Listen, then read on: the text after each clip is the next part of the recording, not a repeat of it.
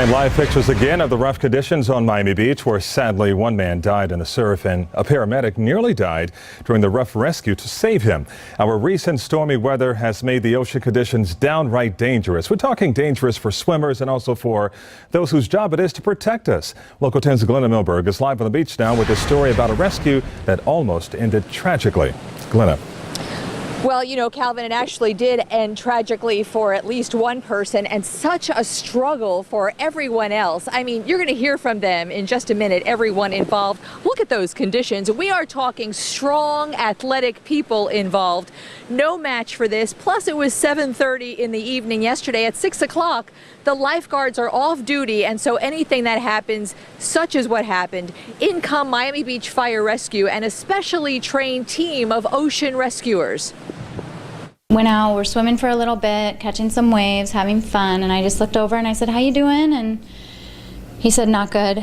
Her friend George Knott from Sacramento, good swimmer, ex-Navy adventurer, had run out of strength to take the rip current off Miami Beach. I held him up and I just couldn't do it for very long, and I just realized that we were getting farther and farther away, and at that point is when I realized we were in a rip. Susan Anzalone lost sight of George, knew to swim parallel to shore, and got to shore. I just started waving my hands like crazy and screaming. There had been another bystander who went out to help find my friend, and he was struggling now.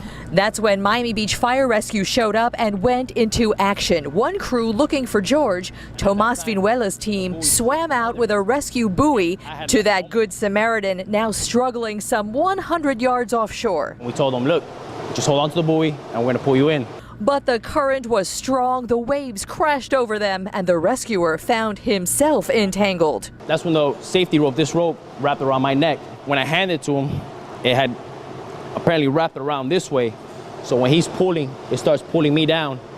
And all I can do is grab onto it with this hand to pull it off my neck.